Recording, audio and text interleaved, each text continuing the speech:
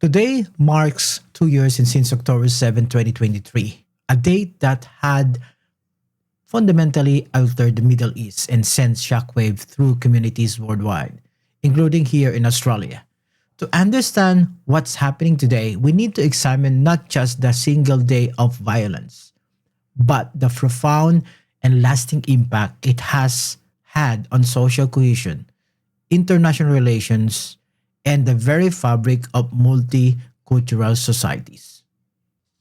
What happened on October 7? The facts. As documented by multiple sources and testimonies, are stark. On October 7, 2023, Hamas, a designated terrorist organization in Australia and many other countries, launched a precedented attack on Israel. According to Israel Ambassador Amir Maimon, 1,200 Israelis were killed in a single day, making it the largest loss of Jewish lives since the Holocaust. But as the ambassador poignantly noted, behind every number, there is a name, there's a story, it's a whole world. The attack wasn't merely military in nature. Families were targeted in their homes. The ambassador describes visiting the burned house, seeing blood stain, witnessing the physical evidence of what transpired. 251 people, including babies, children, and elderly, were kidnapped and taken into Gaza. 2 years later, 48 hostages remain in captivity. Among them are the Bibas family, Sherry, Ariel, and baby Kiefer, whose posters have appeared worldwide but whose fate remain unknown. There's also the story of Eli Sharabi, who was held for 491 days in darkness, chained, starved, and tortured, only to learn upon his release that his wife and two daughters had been murdered by Hamas. His brother's body is still held by the organization. What makes this particularly relevant to Australians is not just the humanitarian catastrophe overseas, but what has unfolded here over the past 2 years.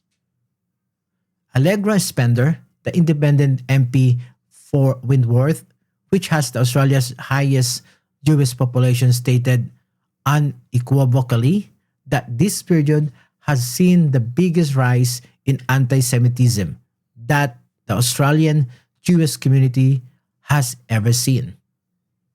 This isn't hyperbole.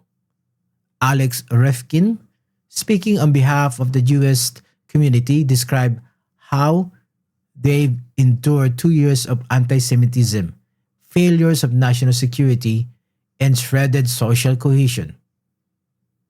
Jewish Australians, he noted, now question whether they're still welcome in their own country.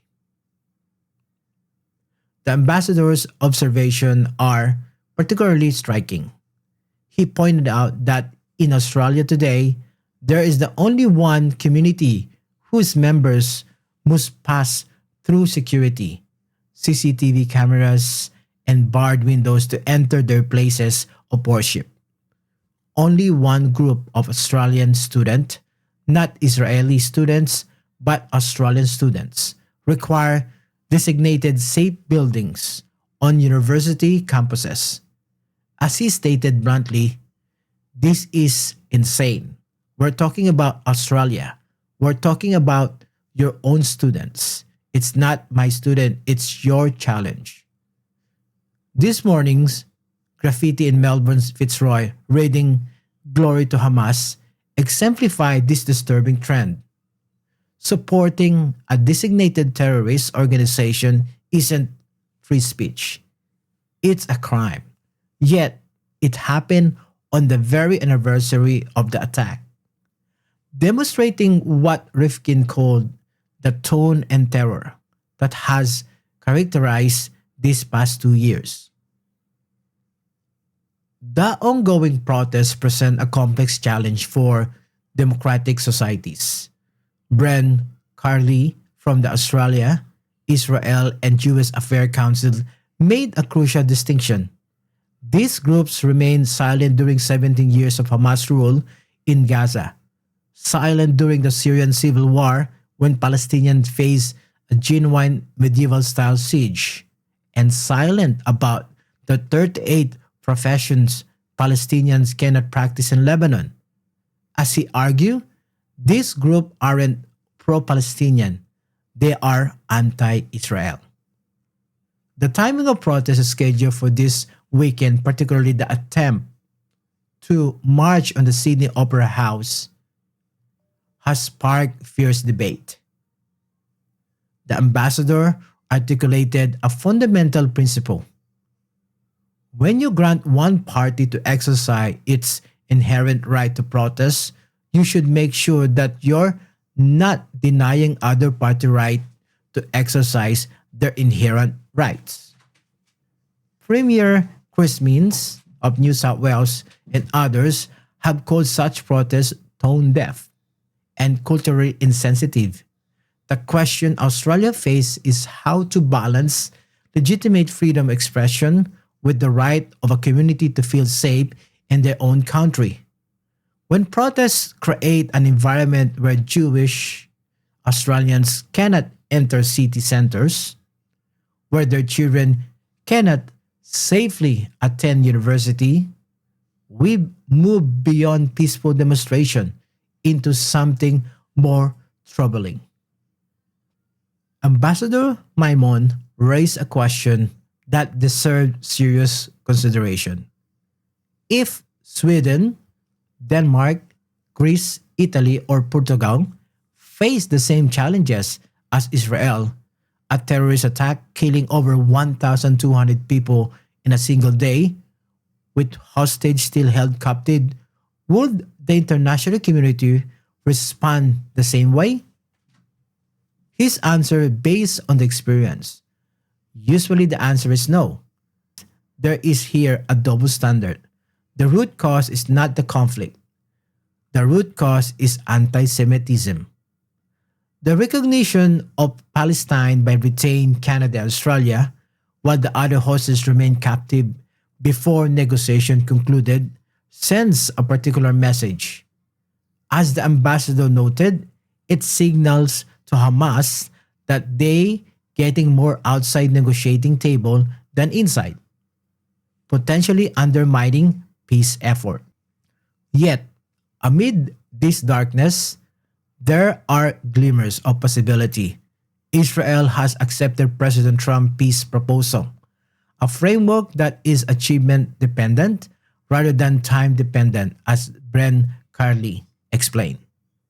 The plan envisions Hamas removal from government in Gaza, international administration of cleared territories, and a pathway toward Palestinian statehood contingent on a building democratic institution, changing educational curricula, and fostering peaceful coexistence.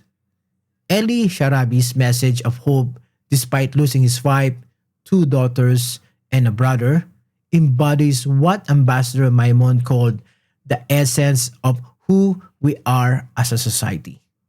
As he stated, we, the Israelis, will choose life. We are not war lovers. We want to live peacefully in security in our own country. What this means for Australia. The challenge for Australia is fundamentally about values. Ambassador Maimon made this clear. It's one thing to preserve your cultural roots, to enjoy the wonderful cuisine of different ethnic groups, but it is very important to follow the same set of values. Independent MP Allegra Spender framed it powerfully. This country recognized that we are a multi-faith, multicultural country, a place where everyone is welcome, where our all faiths should be able to practice in peace and in security. The attacks, whether in Manchester or Melbourne, whether physical violence or hateful graffiti, just don't belong in our country, in whatever your views on conflict overseas. 2 years after October 7, we faced interconnected challenges. Securing the release of hostages still held in Gaza, achieving sustainable peace in the Middle East, and healing the division that have emerged in societies like Australia. As Ben Carley severely noted, even if this terrible war ends in the next couple of days, the scars of the last 2 years will take a generation to heal. The question before us is whether we allow distant conflict to fracture our social fabric or whether we'll be recommit to the principles that define us as a democratic, multicultural society. Can we disagree about foreign policy while maintaining respect for all Australians? Can we protest peacefully without terrorizing our neighbors? Ambassador Maimon prayer for his 3-year-old grandson that he won't have to experience war extends to Palestinian children as well. This isn't about choosing sides in a foreign conflict. It's about choosing the kind of society you want to be. A society where all Australians, regardless of faith or background, can live without fear. Where university students don't need safe building. Where a synagogue don't need security barriers. That choice is ours to make. It starts with remembering not just the date of October 7, but the human being on all sides, whose lives have been forever changed by violence, recommitting ourselves to the hard work of peace, both abroad and at home. This is Miko Santos. This is Inside OSPO.